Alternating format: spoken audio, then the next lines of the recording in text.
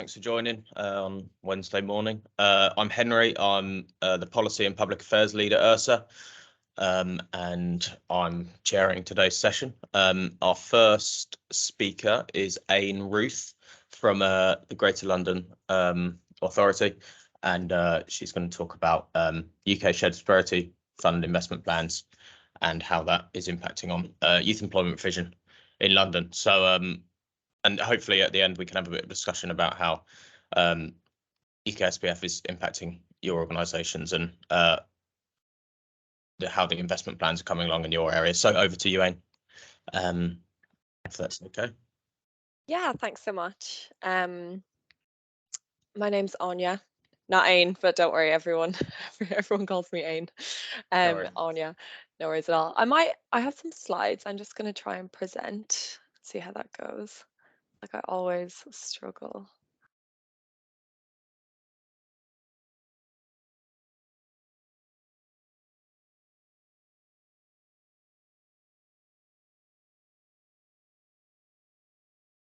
Okay, so you should be able to see my screen now.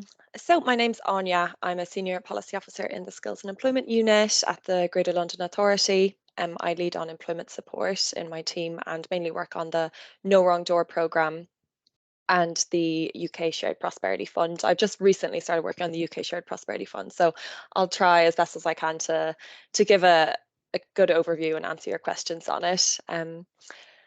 So what I thought I would chat about today is just a brief introduction to the GLA and the Mayor's approach to skills, an overview of kind of the labour market opportunities that are shaping our approach, the current youth employment offer, including European social funded programmes which will be replaced by the UK Shared Prosperity Fund, and then just where we are at the moment. We're quite early on in the UK Shared Prosperity Fund. We've just had our investment plan signed off. So I can give you an update on what that looks like for employment and skills pillar, and what our next steps are. And then, yeah, definitely time for any discussions or questions at the end. So just to briefly touch on the skills roadmap for London, in January 2022, the Mayor published the roadmap, and this sets out how London Skills offer can better serve London's communities and economies.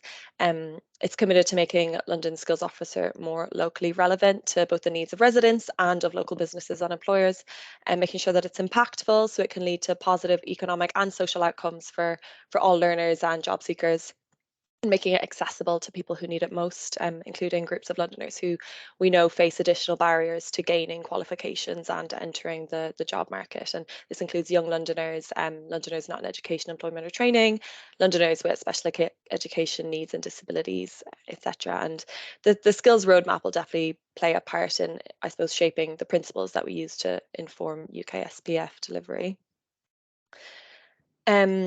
This is an overview of the skills and employment programmes that complement the adult education budget. And really, the Mayor is creating a more integrated skills and employment system for London, so ensuring that career support, adult education, skills training, employment support and employer engagement are all joined up and working together well to improve outcomes for Londoners. The adult education budget at £333 million is the largest and primary funder of post-19 skills training and education in London. And you should be able to access courses funded by the AEB for free if you're aged 19 to 23.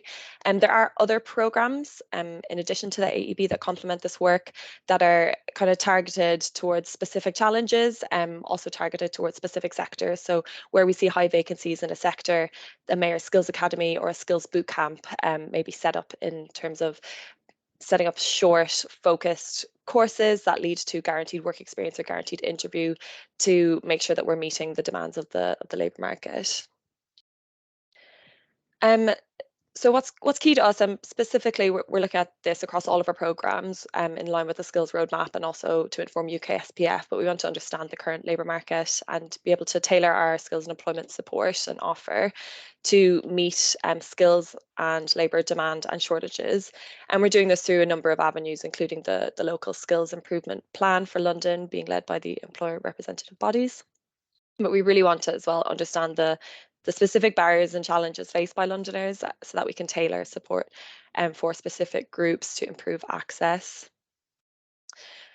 So just looking at, I suppose, youth unemployment and inactivity, and I'll just touch really briefly on this because I'm sure that there'll be more detail on this later in the forum meeting. But when we look at the 12 months up to September 2022, we know that an estimated 10.6% of all young people were not in education, employment or training. And we're also interested in understanding the characteristics of young people who are NEET. So, you know, there's a higher chance of that young person having a disability or not having any qualifications.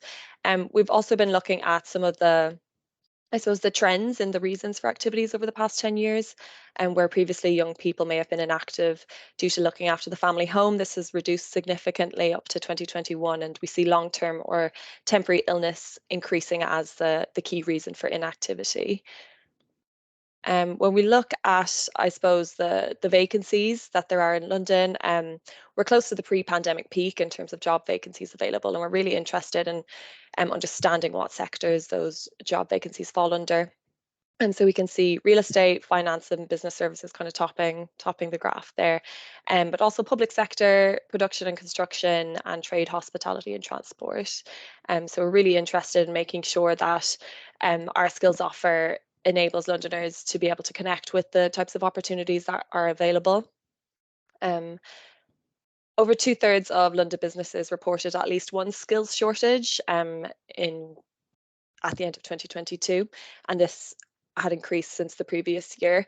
And 32% of small businesses said that having skilled staff was the greatest barrier to growth over the coming year for them. So, you know, we're seeing high levels of job vacancies and high demand for specific skills, which allows us to tailor the skills offer to support Londoners who are further away from the jobs market to access good, sustainable, well-paid work, which is really a priority for the Mayor.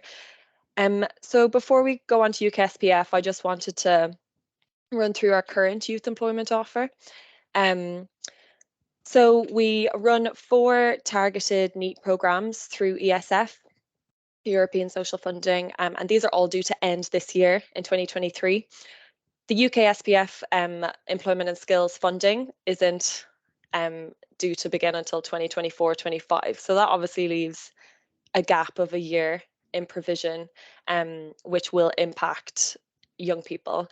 We've been lobbying the government on bringing forward the UK SPF funding, but we haven't been successful in that. So we're working with the boroughs and London councils to think about how we can ensure that there is provision available for young people who need it during that year. But at the moment, ESF programmes are due to end in 2023.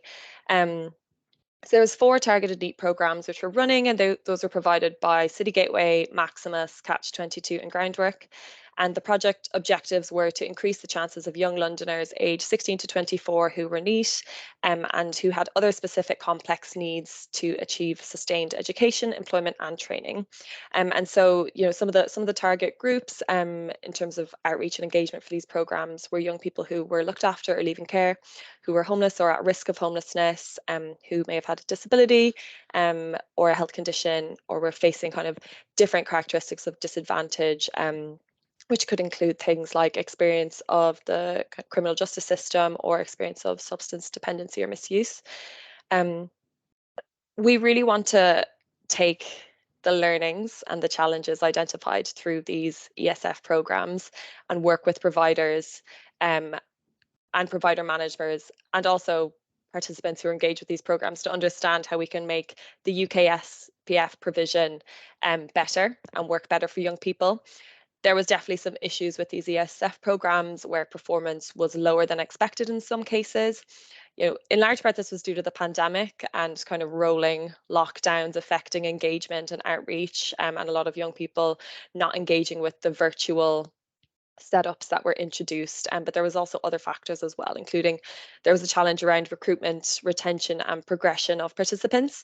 And this is oftentimes because there's kind of a lot of provision available for young people, and there's a lot of competition between providers trying to engage the same young people, and which means that there can be a struggle in terms of engagement and retention. And then also things like young people having the relevant evidence to meet the programme's eligibility criteria and be able to evidence their suitability. So this has been identified as another kind of barrier to to recruitment and retention. So these are definitely learnings that we plan to embed into the design of UK SPF programmes for young Londoners who are NEET going forward. There was also a concern about re-engagement. During the repeated lockdowns of the pandemic, many young people with significant barriers to entering employment or education disengaged with the services that they were engaging with, and they haven't been re-engaged. So there is a bit of a concern about struggling to re-engage those young Londoners, and we're really taking the approach of very targeted outreach and support in order to address that. So moving on to careers hubs. So this was also funded through ESF and will be replaced by UK Shared Prosperity funding. There are 4 careers hubs delivered sub-regionally, and they were operating across 95% of London schools and colleges, and this included APs and special schools.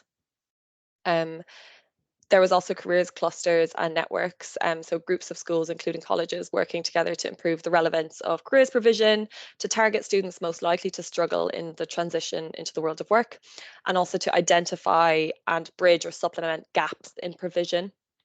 And so that kind of partnership working was really important there to make sure that it was a kind of a wraparound support was available. And this also funded various interventions to improve destinations for students with SEND. And this included specific, I suppose, specialist staff training and bringing in employers and SMEs into careers and education, and also holding things like work placements and insight days. There was also different pilots of specific programs to engage and support groups of students who do face barriers and difficulties in transitioning to the world of work. So, for example, there's one pilot, which was the Think Forward Future Leaders programme.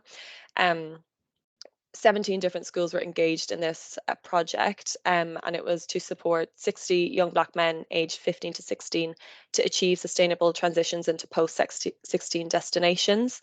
And so this provided interventions such as one-to-one coaching, Black professional peer mentoring, work experience placements, but also parental engagement, family support, and engaging employers with that education as well.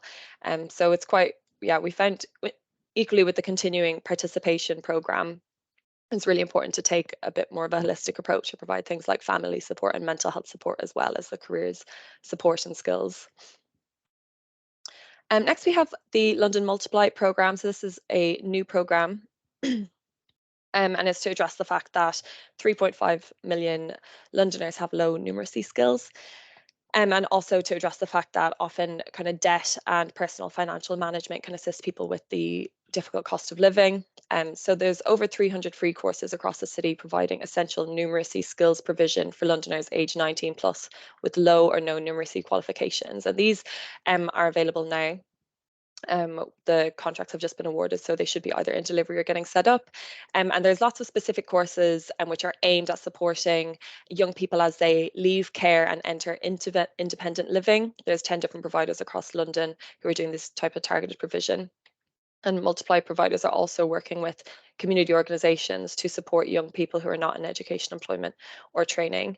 And so in terms of what these courses look like, it's really courses for people who want immediate support to improve their numeracy skills and manage their finances. And this could be a short course, a workshop, a drop-in, and it can help people do things like manage their household budgets, manage debt, calculate their universal credit entitlements if they start working, that type of thing.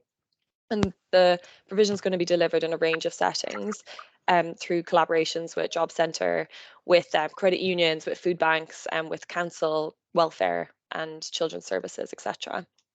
But if you are interested in finding out about specific Multiply provision, you can search Multiply on the London Providers Map, which is available on the City Hall website. And then finally, we have the No Wrong Door programme.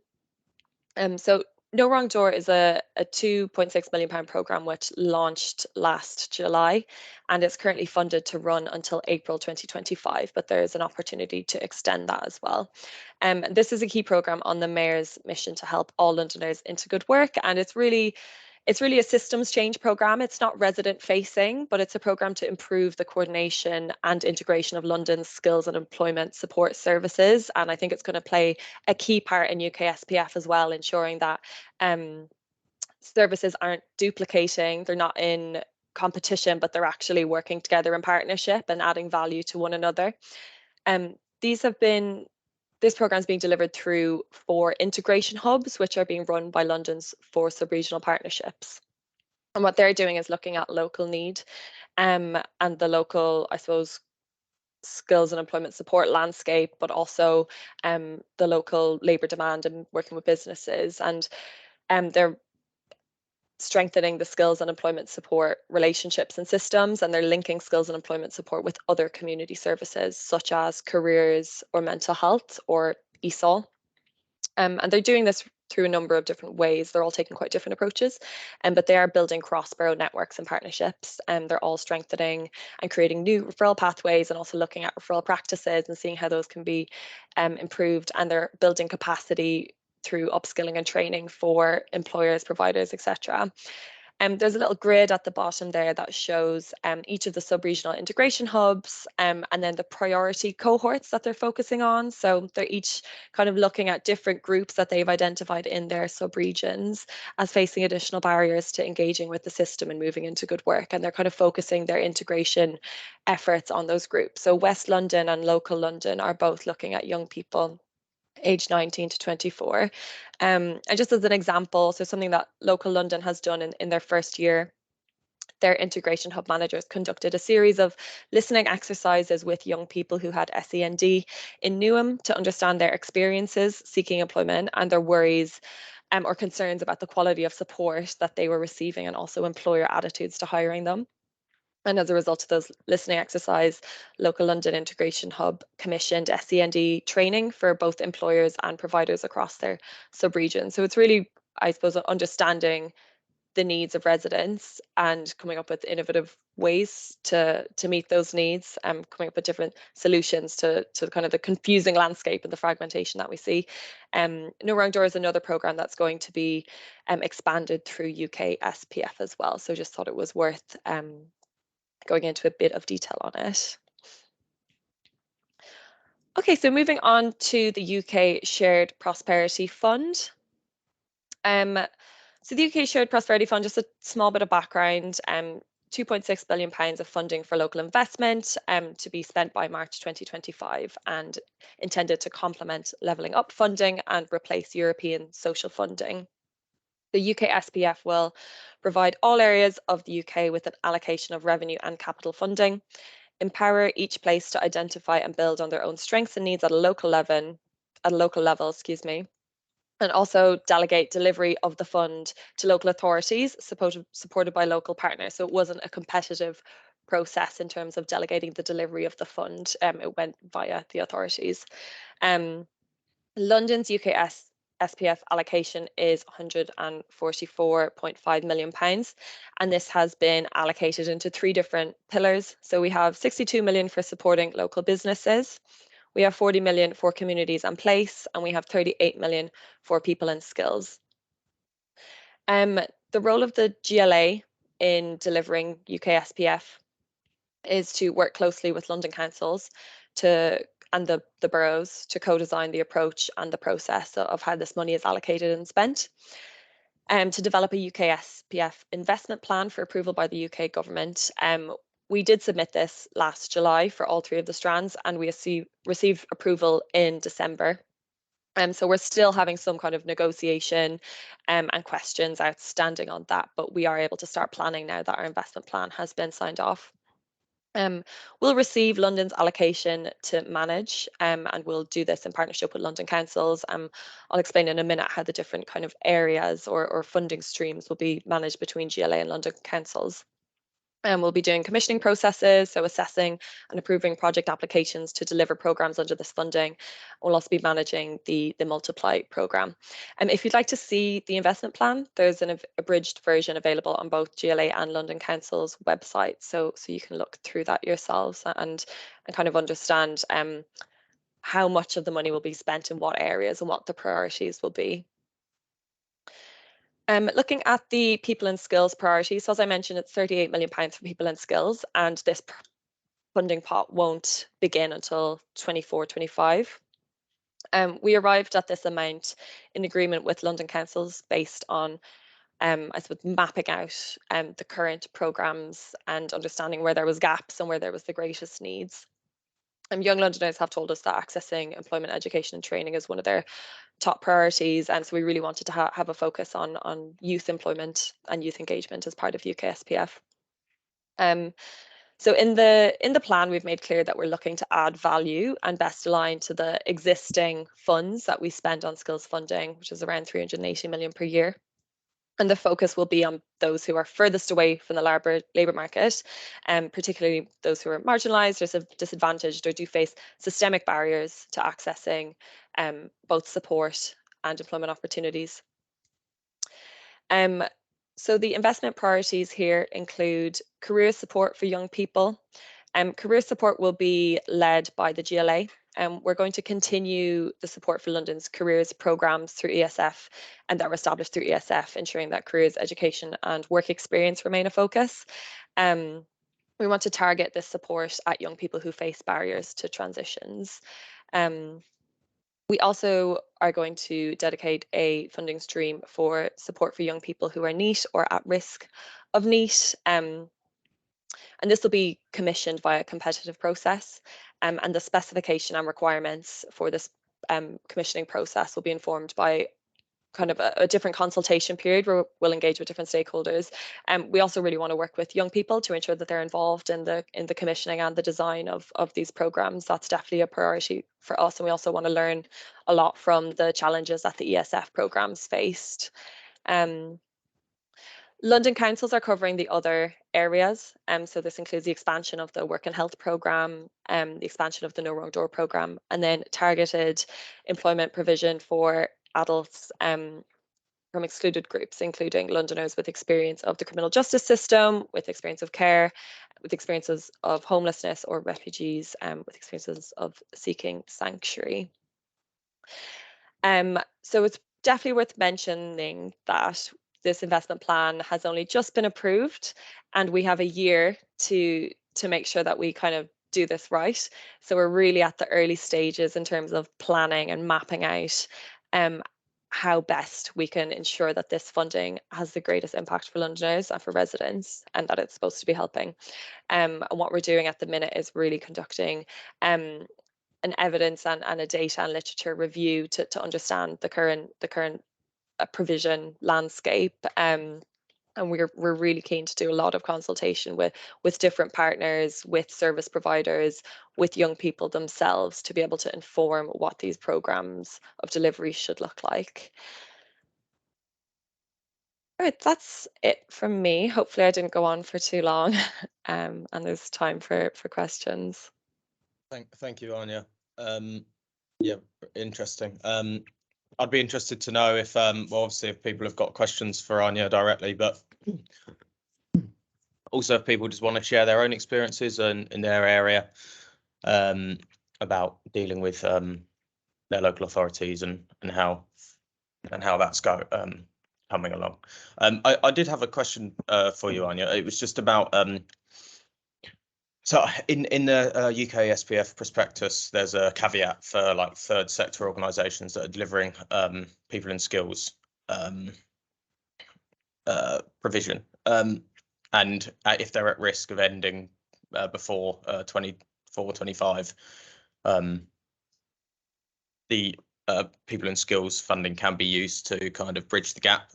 But based on what you were saying when you said it doesn't begin until 24-25, is that not something that the GLA have utilised then?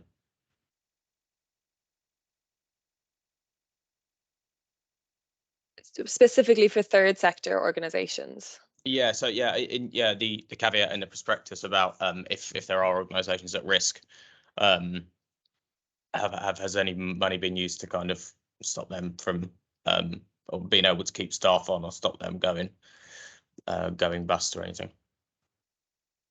Yeah, so I probably have to take another look at it. But in terms of third sector organisations, there are various pots of funding at the GLA to support community organisations to deliver employment and skills programmes and other types of communities programmes.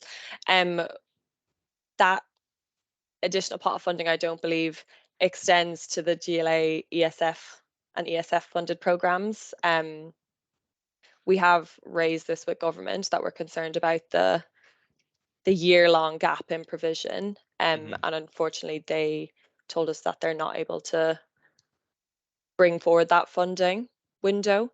But definitely we'll take another look at the caveat that you've mentioned and think about how that could apply to the organisation or to the programmes that we're funding, even though they wouldn't be third sector.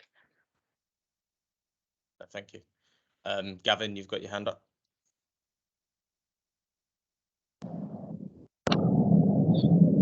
Hi, Henry, how are you doing? Hello, everyone. I recently wrote a paper around the youth transition and needs and neurodiverse youth for a master's degree. I'm interested if the GLA would be interested in having a look at that and having further discussions with me around that, and to see how we possibly can work together as an academic and see what could go forward. I've sent you an invite on LinkedIn, and maybe we can continue that conversation. Yeah, thanks so much for raising that. Absolutely. As I said, I'm doing kind of a data and evidence review at the minute. So if anyone is working on any papers, research reports, or even pilot projects that could help give us some insight to shape and inform these programs, that would be incredibly helpful. So yeah, do please reach out, and I'll put my email in the chat, or you can send me a LinkedIn invitation, and be happy to talk about that. Thank you. Thank you for what you're doing. It's really important. And it's only until recently that really the plight of youth who are sent end up in prison or NEETs. And it's really important to try and engage those. Our research highlighted, just for you to know, that 27% of youth who are neurodiverse or have some sort of injury, only 3% of those actually get employed, and only 0.8% of them actually influence education or employment. So there's still a lot of research and a lot of work to be done. So it's fantastic that GLA has come on board with that. So fantastic. Well, hopefully we'll connect later, the dots later on. Aine, thank you for what you do. Jill? I wanted to ask a question about economic inactivity. Presumably your soon-to-be UK Shared Prosperity Fund provision for young people is going to be available to the kind of 2/3 of NEETs who are economically inactive. And a kind of supplementary question is, what have you learnt from kind of your other work in terms of actually kind of reaching and engaging with young people not in employment, education and training? Obviously, you can't reach them through the usual routes like kind of job centres, etc., and kind of training provision. So what can you share about actually kind of reaching this group of young people? Yeah, thanks. And that's a really important point to raise. This provision will absolutely support both unemployed and economically inactive young people. And I think it's important to make that distinction as well, because sometimes the umbrella term of like NEET, which I know lots of people don't like, as kind of a catch-all term, because it doesn't capture the nuances and the differences there. So we are doing some research to understand the different barriers faced by those two different groups. In terms of, I suppose, research that we've done recently and looking at programme evaluations, and you know, we have regular strategy working groups with DWP and with London councils where we talk about this issue of, it's really difficult to have data and to understand people who are not engaged, and because we don't have really that access point. One thing that we have learned, I think, is that early intervention through careers hubs and careers education is really important, identifying the risk factors for young people who may become NEET and targeting provision and support at that early stage in a preventative way. Also the importance of community organisations and community connections. I think in I suppose the public sector, And statutory organisations sometimes don't work as closely as they should or could with community organisations who do have that access and who do kind of incredible work to support people who are not engaged with mainstream provision. So one kind of small intervention that the GLA has recently done is we've launched a community outreach grants programme for London. So we're funding community organisations to work within their communities to engage with people who face different barriers to accessing skills and refer them onto programs that are funded by the adult education budget. So that's kind of one route that we're taking in terms of looking at engagement in a different way. But also if anyone on this call has specific ideas about how to engage young people who are NEET, very open to hearing about them as we kind of go on to the next stages of planning for UK SPF. Thank you. Question in the chat, yeah. So I just saw your question. So we've just funded 12 organisations in London, and it was the first stage. So I think it's almost kind of like a pilot stage, but we're planning stage 2 and 3 where we open it up with more funding to a wider number of organisations to work with different communities. There are different GLA newsletters, which I can get the links for and send them around afterwards. There's like a communities newsletter, there's a Skills for Londoners newsletter. These newsletters usually have the different funding opportunities and streams that are going on, because it can be they all come from different places and it's difficult to know how to access and what the deadlines are and things like that. So I'll share links to those newsletters after the call with you, Laura, maybe for distribution. Rebecca, you've got your hand up. Hi, yes. I am the Employment Education Training Lead for our charity organisation. So work with care leavers aged 16 to 28, and I cover the whole of Greater Manchester. Well, I say that I'm covering now Warrington, Salford, Stockport, Cheshire and Trafford. And again, yeah, it's about them funding streams, because obviously as a organisation, I know from experience that the only way to engage my care leavers that are, is to reach with NEET, is that one-to-one holistic working. It's about actually knowing, understanding, recognising them barriers that they're facing, from anything from sort of abuse, recreational abuse, criminal activity, and obviously housing. About getting them stabilised before we can even look at that labour market, and that can be months of work. Just to get them that sort of ready to go to labour market. Those that we see who education ready tend to stay in-house with the local authority, within their own, because obviously they can report for Ofsted with them, and anyone post 21 who are the reach aren't really included in that Ofsted report. So there is that big cliff edge as to what funding streams are available out there, and for organisations like us who are actually going and reaching them.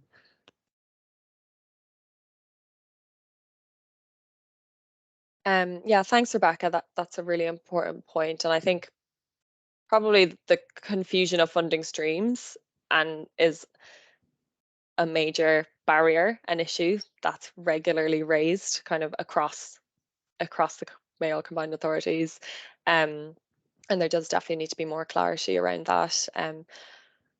I think it's a really good point as well that you raised about kind of the specific support that care leavers need. I sit on the Care Leavers Compact for London, the employment training and education one, which is linked to my covenant, or the Care Leavers Covenant, which the mayor has signed up to, and that's convened by Sharon Long from Partnership for Young London. And something that she's made very clear is that when we have programs that are designed for young people or young Londoners, and we think that young people with different barriers or different experiences, including people who have left care, will just access those services without having really targeted outreach and continuous support to allow them to sustain and thrive in those programs. That's a huge mistake when we don't take that into consideration and build that into the design of programs for young people. So I think that's a really important point, and we're really keen to have that inform UK SPF as well. Brilliant. I mean, we do a lot of care leavers forums as well, and obviously with the Care Leaver Covenant, because like I say, we're just targeted as organisation. So anything that we can assist with there would be great, because it is those barriers and removing those barriers before we even look at the next step. Yeah, thanks. I'm also quite interested, like definitely keen to learn from other combined authorities as well. We do have kind of regular meetings, but they tend to be quite high level. I don't know how much kind of best practice sharing and learning we really do. So I'm definitely interested to hear from, say, your experiences in Manchester and think about how we can apply learnings of that to London's model. If you'd be happy to kind of chat about that down the line. Most definitely. Yeah. Anything else for Anya? Or anything else on your own experiences with UKSPF in your area?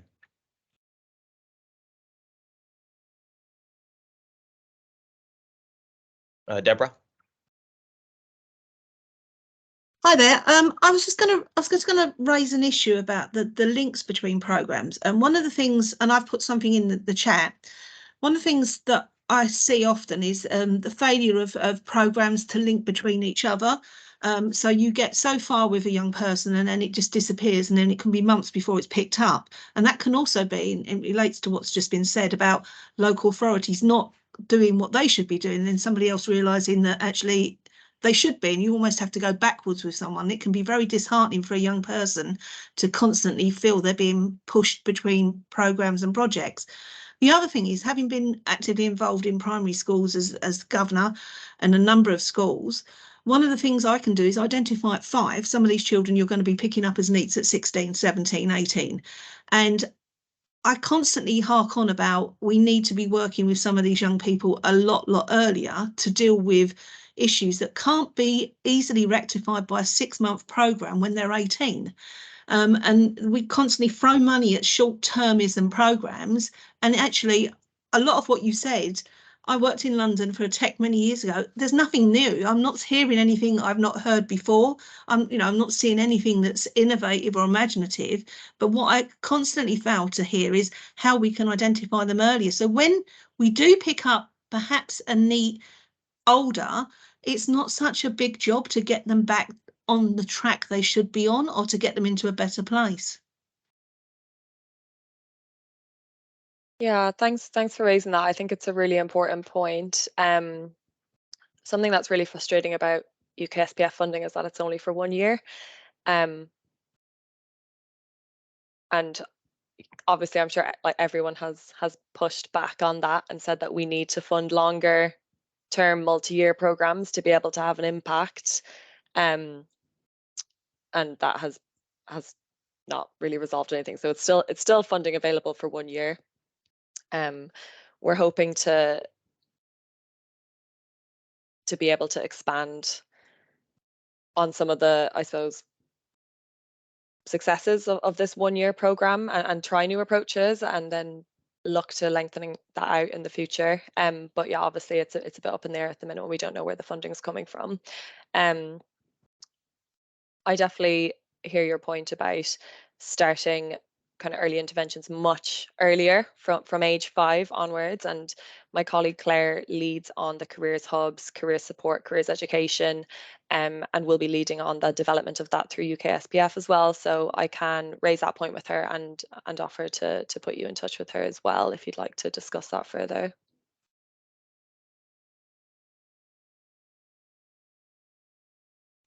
Thank you, Anya, for your presentation and answering the questions. Unless anyone else has got anything, we'll move on to our next speaker, Gavin Jackson.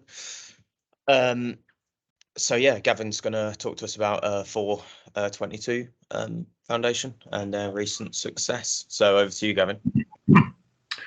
Hi, everyone. Yeah, thanks, Henry. Thanks, Elizabeth. Yeah, thanks for inviting me to speak to the forum today. Basically, as Deborah has kind of spoken, I think, and as Deborah has put comments into the chat there, it's very much my brief talk today is kind of just to outline what 422 Foundation have done in relation to, very much trying to identify that problem and really have a long-term vision of continuous support for young people. So we are a social mobility social enterprise. We're focused on employability from the age of 18. I've kind of been working in the sector since around 2010, really, and very much like Deborah, through, again, some of the work I've done for local charities here in Tottenham, in London, and with local schools, you very much can, I feel, basically, again, kind of identify needs, and with work with care leavers, basically early support, early intervention is really key and kind of central to the ethos when I founded 422 Foundation in 2019. So yeah, just to talk about some of how that works in practice, I guess. So yeah, we are 422 Foundation, and that vision of continuous support really is composed of around 6 projects which make up our program.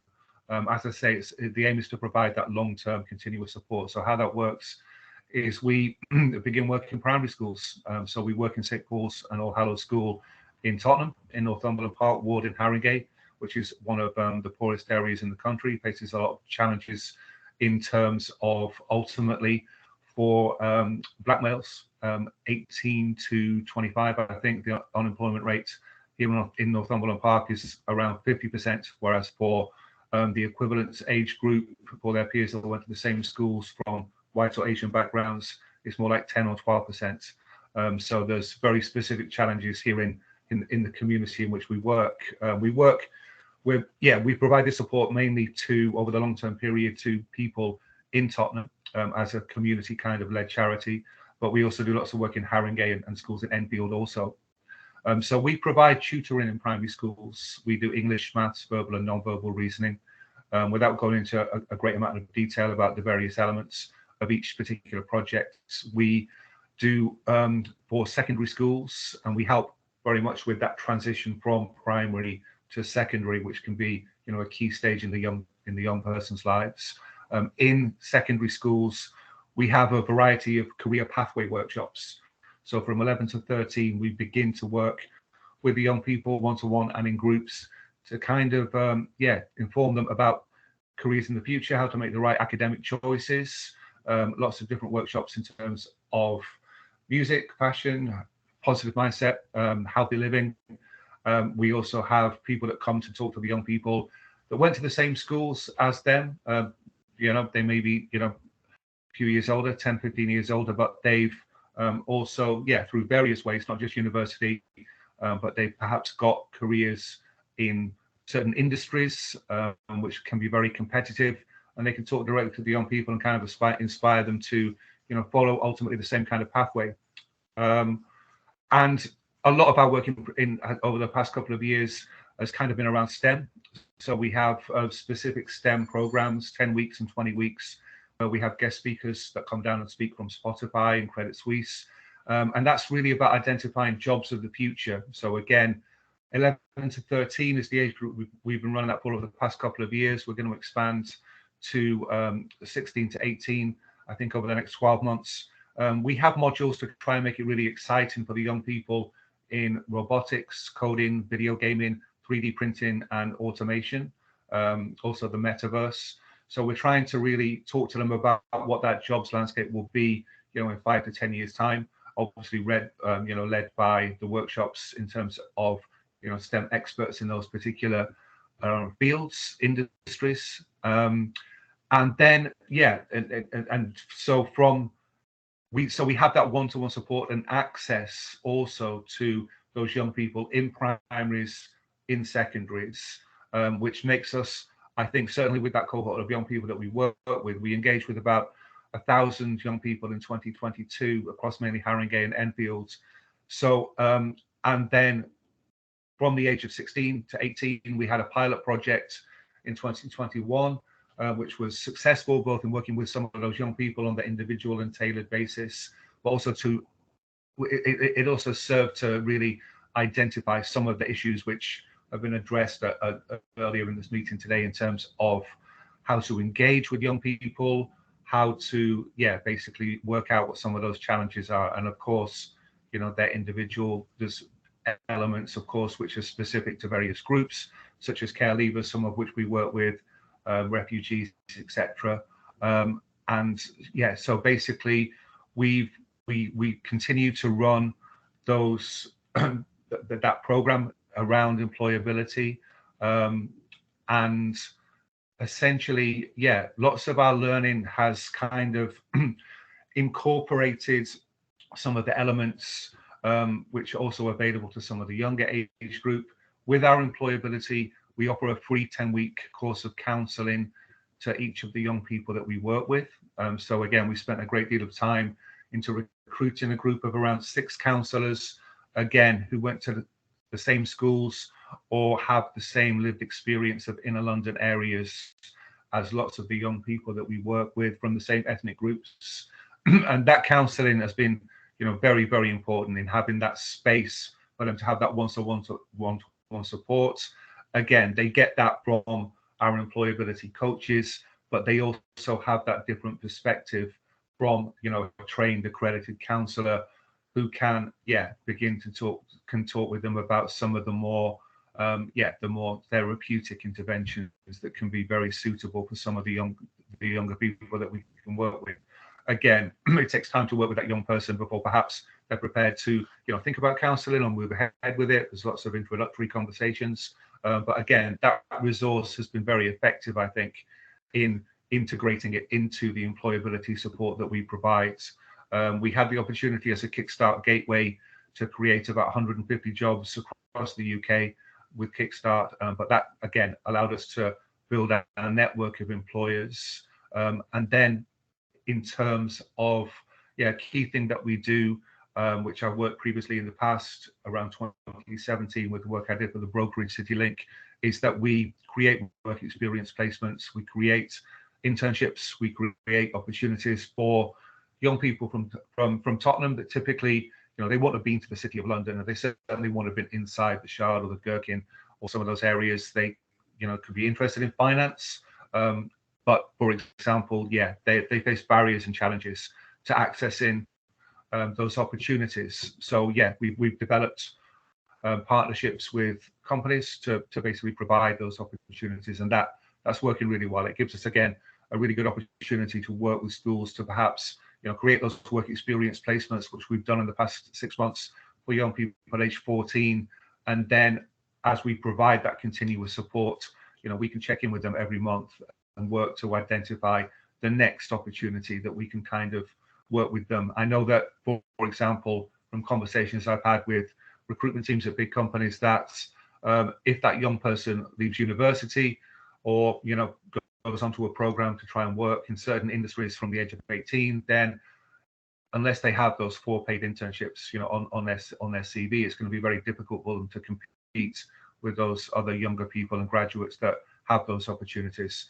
So I think really just in essence, it's very much about trying to just address those challenges and barriers that young people face from a very young age. As I say, at 5, 6 and 7 or earlier, then essentially we can begin to target to provide additional extra support to those young people that ultimately face or at most at risk of disadvantage in certain areas. And so by actively working with primary schools and secondary schools, beginning from the age of 11 to think about working on that one-to-one basis in terms of future careers, then it's something that, as I say, on a year-by-year basis, but on a month-by-month basis, we're collating the evidence in terms of what works, and just basically creating those projects whereby we can provide that support to those young people from those areas, I guess, that need that extra support the most. So that's kind of the ethos and vision of what we do. We were named Community Business of the Year in January at the SME London Business Awards. So I'm very much interested in having conversations and that can lead to collaboration, to partnerships, to share learning, and to identify again, what interventions have worked for other organisations and potential partners. So I'd be more than happy to continue this conversation with each of you at any time. Thank you. Thank you, Gavin. Really interesting, and congratulations Thank you for your award. Does anyone have any questions for Gavin? or anything they'd like to say, or I'll give people a couple of moments to put their hands up. Penny? Yes, apologies, I've joined this meeting late, and also I'm afraid I'm not aware of what the agenda is, but would it be helpful if I outline DWP provision for a minute, or is that on the agenda, or does everybody know about it anyway? No, of course, yeah, Penny, go ahead. Okay, right. Well, just to say that I work in Greater Manchester district, but obviously a lot of things that I'll talk about do happen nationally. We've talked a lot about helping young people before age 18. We do have schools advisors. It's a fairly small team, but there are DWP schools advisors who do work with schools. We're supposed to target the schools that are in the most deprived areas, and within that we're supposed to work with the children that are most likely to become NEET or at risk of dropping out. We go to pupil referral units as well, and we try and work with those young people to sort of inspire them to think about what they could do after school in terms of employment, and therefore to help them to re-engage with education if they're in danger of falling out of education. Once young people are past 18, obviously they often come into the job centre, and if they've got significant barriers, we've got youth employability work coaches who do spend additional time with young people. They do have contacts, with care leaving teams and so on, and work with young people who have more barriers and need additional support. We've also got youth hubs, which are for young people who are essentially job ready but perhaps need a bit of extra support, and those are outreach type they're done in outreach venues and are with other organisations, so we're working in partnership with other organisations. We sign up to the Care Leavers protocol to work particularly hard to make sure that care leavers aren't unfairly disadvantaged. We've also got disability employment advisors if young people have specific health or disabilities. We've got something called Movement to Work, which is a DWP sort of work experience, if you like. We do 1 or 2 week courses. Sometimes these are face-to-face, sometimes these are virtual. We've learnt, obviously during COVID, to do things virtually, and that often, it provides quite a bit of support for young people and sets them, in train for going to a job, particularly if they're interested in doing something, admin based or joining the civil service, then that's particularly helpful to them. And then we work, with huge range of partners, in Greater Manchester, we've got various funding streams that GMCA have provided, that, work for young people, and, we work with all those partners. So I just thought that might, just sort of, in case people aren't aware, just give you a bit of a picture about DWP. Yeah, thanks, Penny.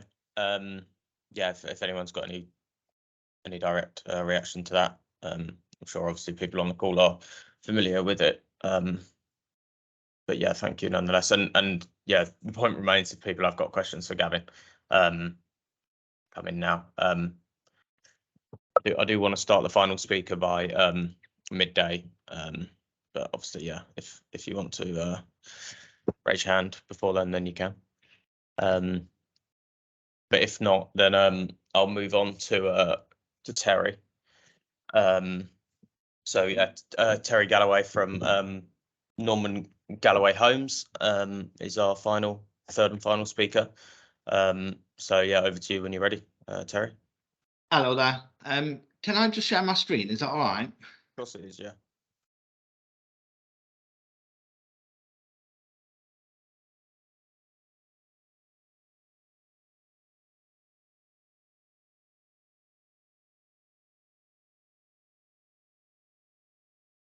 Hello, can you hear me? Okay.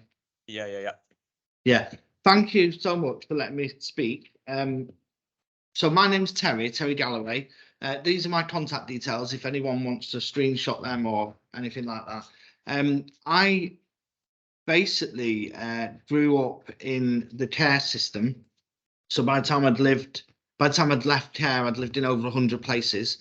So I spend a lot of my time right now in trying to create systemic change in the care system. One of the things that really needs to happen is young people leaving the system need to have meaningful relationships.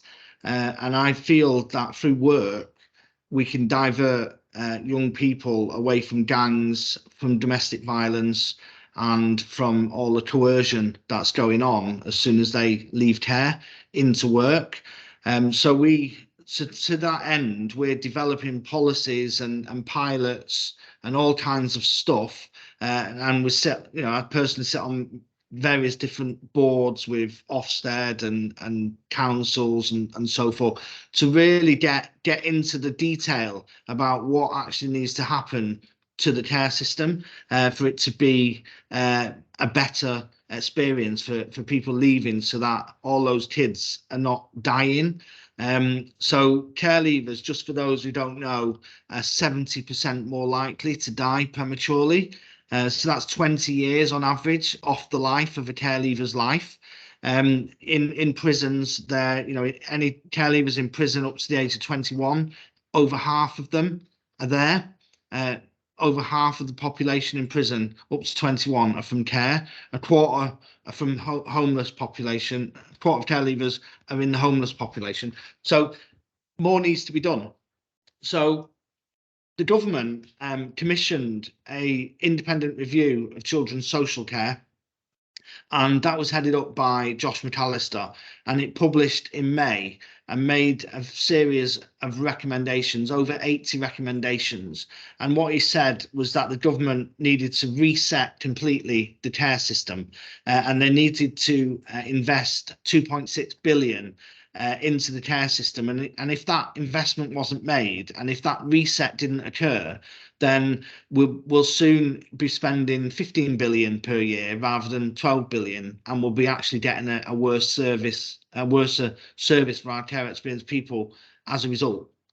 So I was involved personally with the care review, lobbying, meetings, all kinds of stuff. And we managed to get into the care review a couple of things that I personally believe will actually help reset the care system.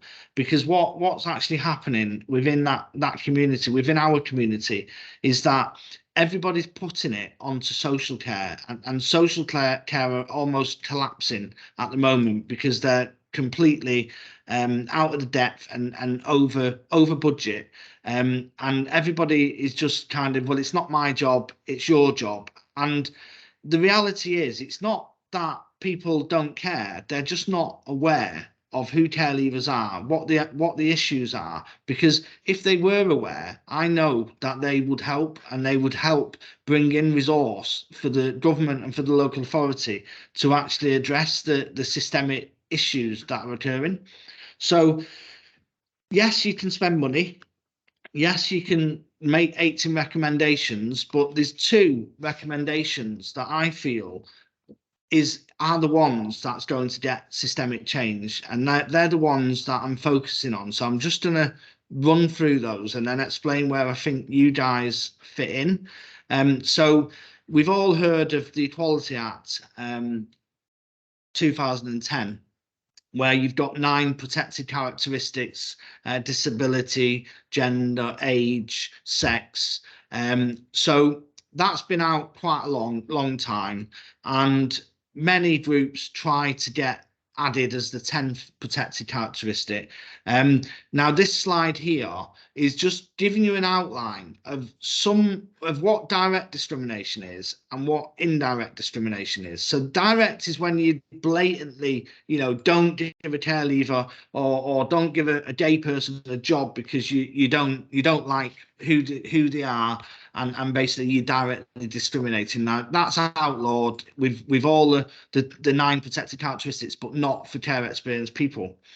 The bit that I want to focus on, although direct discrimination is important, is the indirect discrimination that occurs within policy. And that's when people like DWP, people like health service, schools, colleges, all these other organisations create policies and create processes, and because they don't understand, because they're not there on the day-to-day, they don't understand care experienced people, and quite often they don't know that they actually exist. When they make their policies, they're not thinking of the barriers that care experienced people face.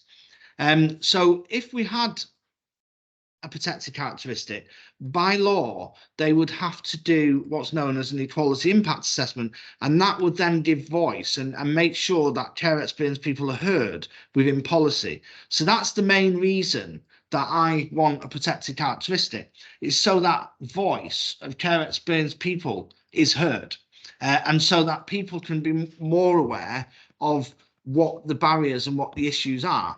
And when we look at this list here, these are just some of the national organisations that are really discriminating against care experienced people, and not because they want to, it's just because they've not thought about us.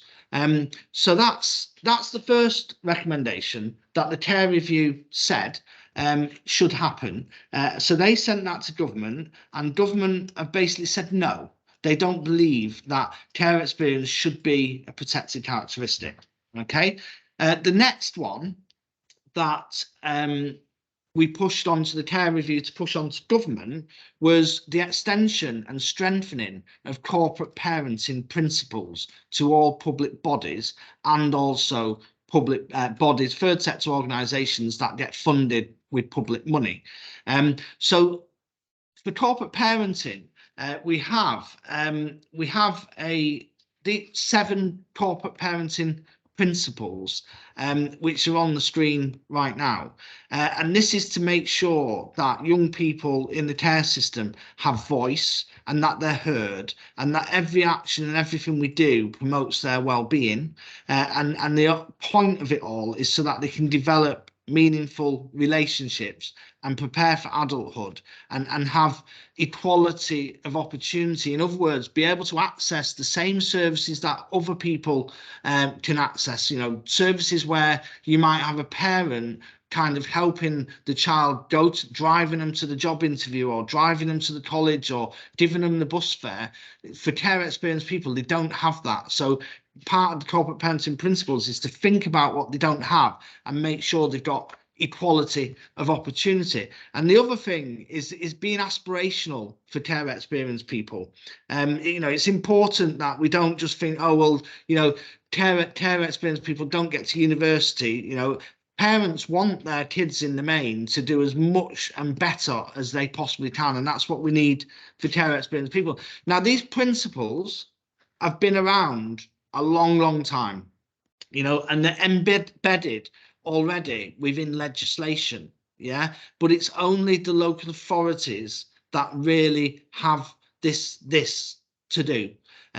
But the government have actually said, yes, we are going to do this, yeah, we are going to strengthen corporate parenting, we do believe in this, and we're going to bring it in to legislation. So this is happening, but unfortunately, and yes, it's a matter of opinion, but the government are getting the wrong advice, okay, because they are not tying the protected characteristics with the corporate parenting. Yeah, now corporate parenting has already happened in Scotland in 2014, and it's already operational in Scotland, and our government are likely following the same lead there. But let me tell you, outcomes for care experienced people have gone backwards in Scotland since Scotland had its own care review. So corporate parenting on its own doesn't work. It has to come with protected characteristics. And the reason for that is the protected characteristics provides that stick, and it provides the framework and the mechanism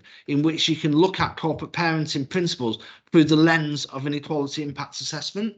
So that's where we are there. Now, I've known all along that the government would not go for protected characteristics, because that's the view of the civil service in Whitehall, and that's who's advising the government. And quite literally, I don't think they understand just how significant protected characteristics will be for care experienced people. So I set about a campaign to make it so that care experience became a protected characteristic voluntarily. So I've been traveling around the United Kingdom asking councils, local authorities to adopt motions to actually do this anyway, despite the government. Yeah, so we've got a motion here which is protected characteristics. So we've passed this already in 11 councils, Glasgow, Manchester, some big, Nottingham, some big councils, and I've got around 20 councils in pipeline. And it's just the time to pass it, because as soon as we talk to these councils, they're on it, wanting to do it. So the main gist of the motion is that they treat care experience as if it were a protected characteristic in their equality impact assessment. So as soon as they pass this motion, they will add care experience in their equality impact assessments, and they will carry out the public sector equality duty on that. Now, what that's going to do is it's going to help local authorities, if there's any in the room, they often experience a bit of friction internally between departments, because it's quite often well, kids in care, that's not my job, that's your job, sort of thing. But with this, it makes it everybody's job, and it makes it a whole council approach. Okay, so that's the first thing. And then obviously local authorities already have the corporate parenting principles duty already, so there isn't a motion to adopt that because they already have it.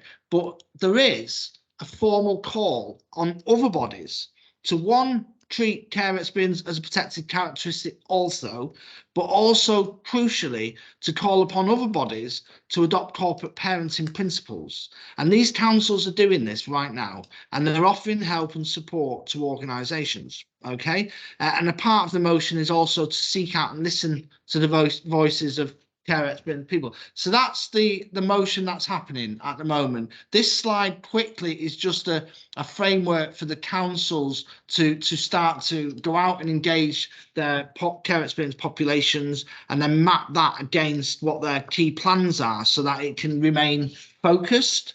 Okay, so these are the corporate parenting principles. This is what the children's social care cost, okay? Because yes, it's great doing all this good stuff for care experienced people, but the reality is who's paying the price, who's paying the money, and how can we get that resource into the system? So for those that didn't know, every child in care costs the state £1.2 million during their lifetime. Okay, any child that has a social worker and they don't go into care, they're costing the state £610,000, and they're spending approximately 12.5 billion every year, and literally it's just gone out of control. So what we're saying is that they should be investing upfront, and I've heard a few people mentioning that, and we all know that, but really the key is to who's spending that money, where's that money spent, is to break it down so that those budget holders can actually think, actually I'm spending X amount of money on this, what can I do to decrease the number of people in prison if I'm a governor, what can I do to decrease the number of calls to the ambulance service if I'm in charge of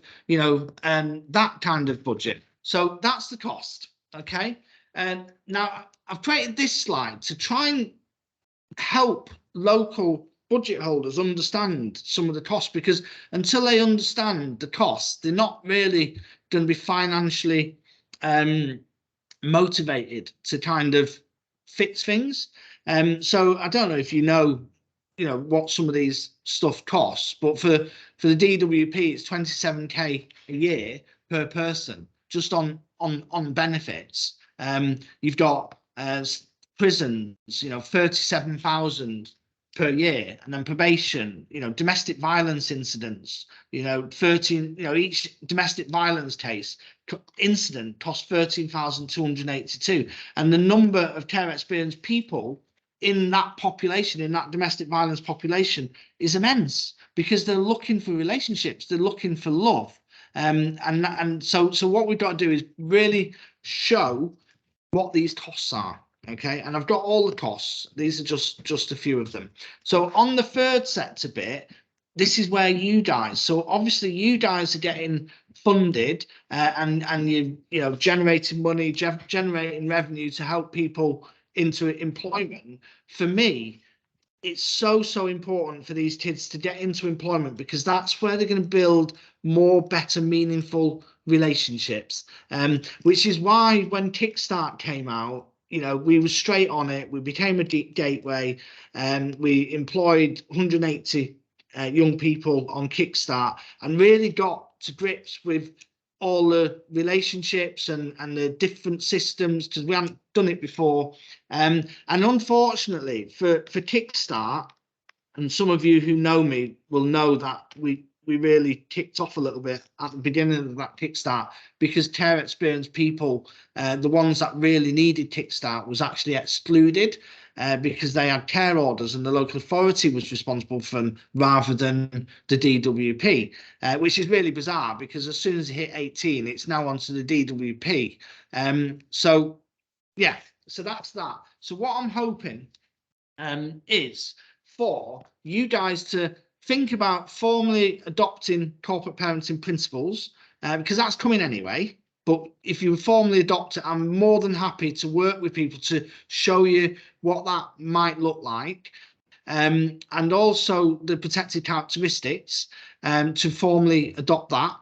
So it gives you the framework. And we're also looking, we're looking for partners, because at the moment we've actually continued Kickstart with care leavers. So, you know, we've generate revenue, and our, you know, our profit goes into subsidising jobs in the same way Kickstart, but we also add in housing. So we provide employment and housing at the moment. So we're really trying to make it so that we can get the best possible framework for delivery, and then we need to find partners that can deliver it right across the UK, because we've got, you know, we've got organisations and councils wanting to kind of wanting it in their area. Okay, so we need partners, and we need people who've got experience in the employability sector to kind of help us, you know, package that up. And also we need to survey to find out the size of the care experience population within your networks. So the plan there is to survey organisations where they'll just literally ask 2 or 3 questions of their whole, of everybody that they work with. Are they care experienced or not? What their age is, what their gender is, and also if they'd be like to be contacted in the future, so that we can really get to understand what the barriers are. So that's what we're looking for. So I'm going to stop going on now. So if anyone's got any questions. Thank you, Terry. That was really interesting. There was a comment from Deborah in the chat. I'm not sure if you can see. Yeah, I'm just reading that now. If anyone else has any questions, put your hands up. Or any comments.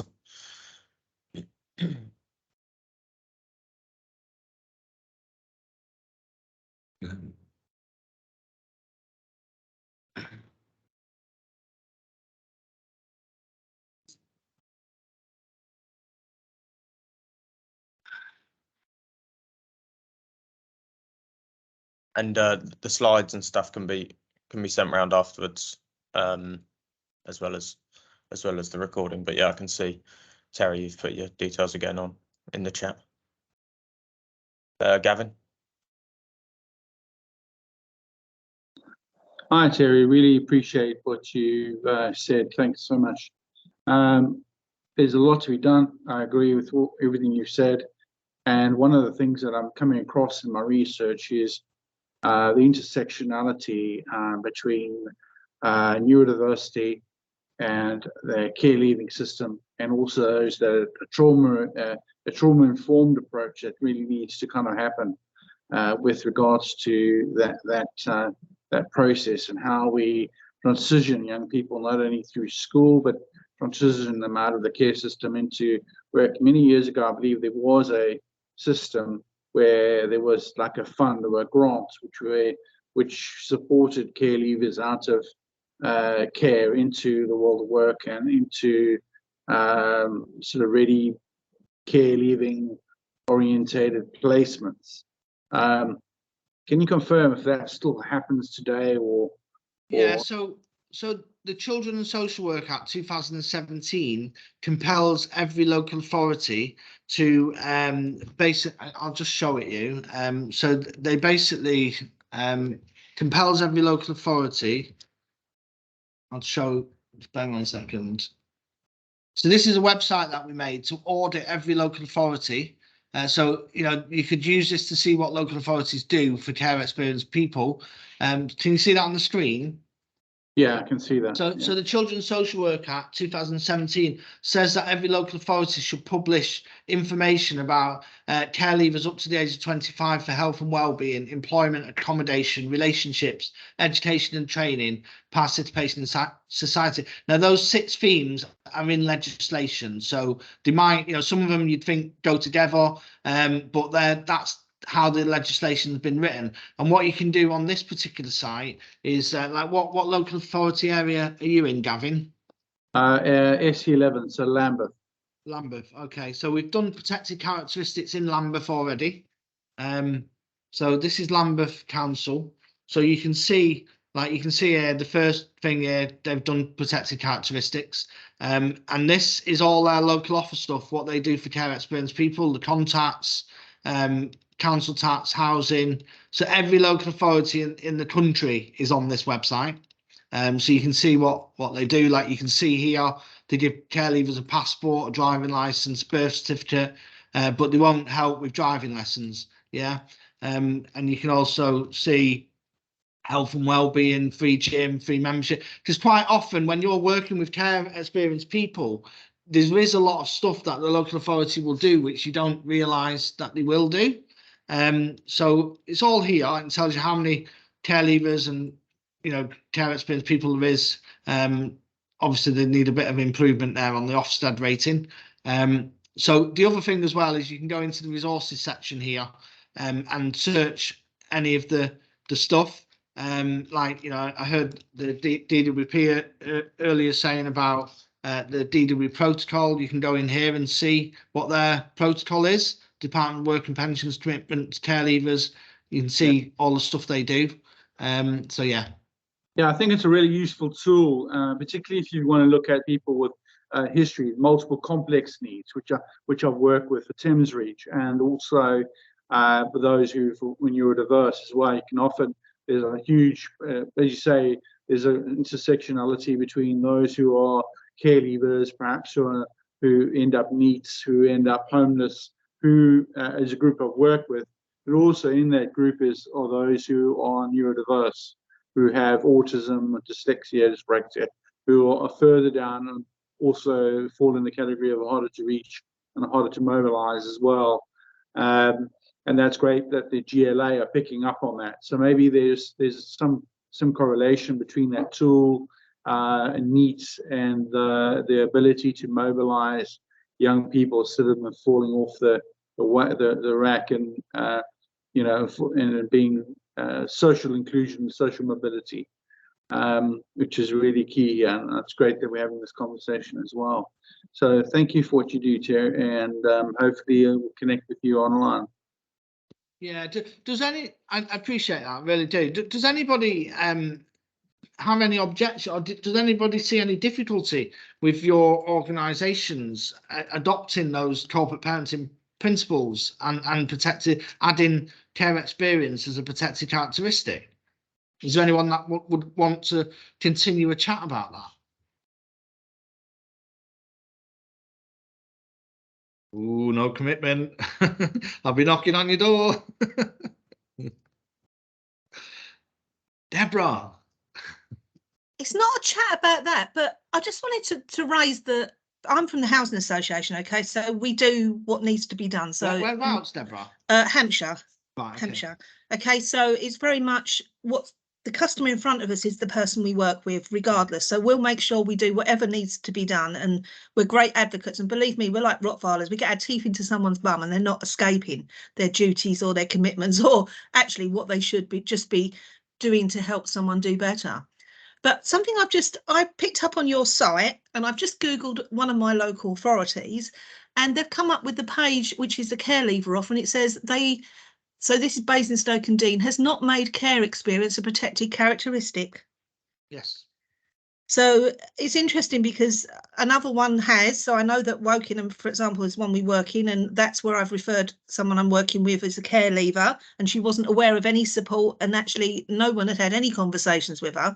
So we're now working with her to support her in a new home, new employment, and everything that should be there. But it's interesting that some authorities seem to have not washed their hands of any obligation or even putting any information up. To be fair, it's only because I've not got to them yet. That's all Excellent. it is. Yeah, Excellent. It's only because I've not got to them yet. It's a really relentless campaign. It's a UK-wide campaign as well, so it's not just for England. But on like I'm working. I'm working with Manchester at the moment, Greater Manchester Housing Association. So there's 17 over there, and they're all a member of a board. And I do know the chair of that board, and I'm trying to persuade her to persuade the rest of them to adopt this corporate parenting and protected characteristics, and then we'll work with them to basically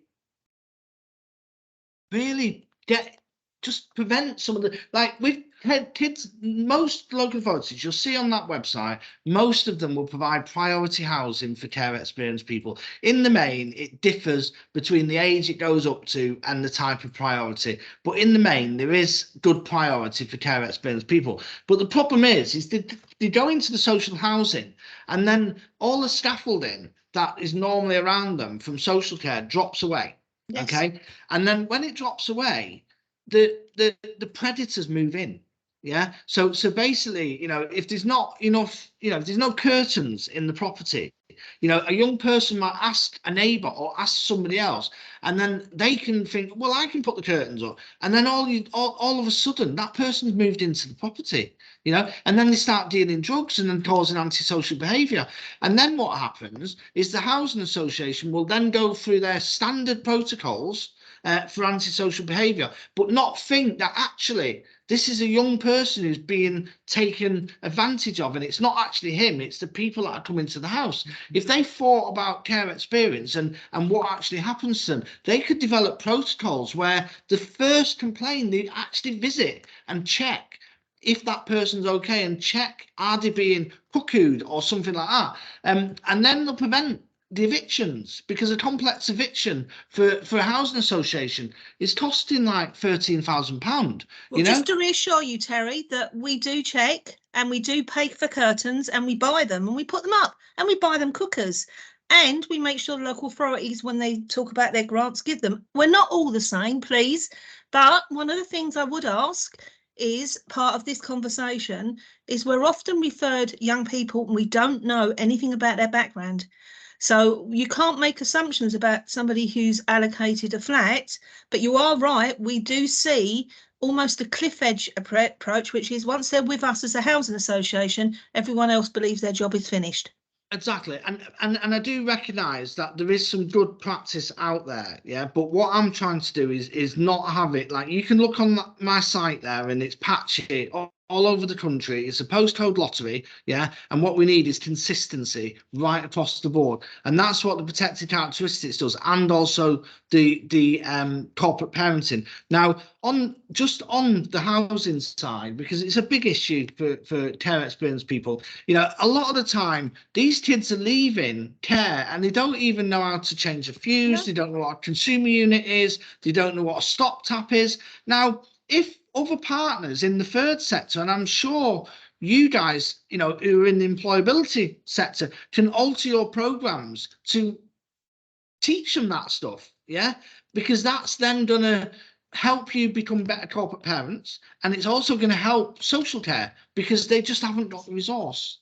just to finish up, and this is a very quick point to everyone, that's why I've got myself invited to the local NEAT groups, and I have gone there and told them about what we do and how we do it, and actually can they embed in their skills, their soft skills and employability, household awareness and bills and budgeting and exactly what you just said, because we're also aware that it can change the approach of all of those going through NEAT programs, not just care leavers, and that we shouldn't neglect the blindingly obvious, because we often assume that they've picked these things up, and obviously care leavers might not have. So I've been working really hard with NEAT providers, including local authority, giving presentations to tell them what we do and how they can help us and we can help them. So just, there are ways to do this, you've just got to talk. There is, and just if you go onto the website that I just showed you and go into the resources section and just type in ready, yeah, you will see all the stuff what you're talking about, you know, the actual questionnaires, the finance, you know, all you know, the assessment, because with local authorities what's happening is with housing associations, they almost say to the social care that this young person needs to be ready for this tenancy to be sustainable, and then the local authorities are using those forms that I've just pointed you to do a tick box exercise and not really doing it efficiently, but ticking the box because they want the housing association to take the young person, and the young person goes into the housing and fails because nobody's been through it properly. But you guys can be doing that ready to move stuff. Thank you. Thanks, Terry. Thanks, Deborah, and thanks to all the speakers today. It's been a really interesting session. Just a few final things from me, and then I'll let you go. ERSA are doing a bit of research with Education Development Trust about supporting NEAT young people into work with an emphasis on care leavers. So I'm going to follow up with Terry and Rebecca from this meeting. Laura will put the link in the chat to that survey. I know some of you have filled it out already, so thank you for that. But if not, please do that. ERSA are looking to have a youth employment conference in early summer. Still in the works at the moment, but please contact events@ersa.org.uk if you want to get involved in that in any way. The next youth employment forums, 22nd of March, 29th of April. Details for that will go out soon. Hope to see you there. And ERSA are having in-person regionals, and Laura will hopefully put the link in chat for that. And we're starting next week in Manchester. So yeah, thank you very much, everyone, and have a good rest of your day. Thanks, everyone. Thanks very much. Thanks, Bye-bye. everyone. Bye. Thank you. Bye. Bye.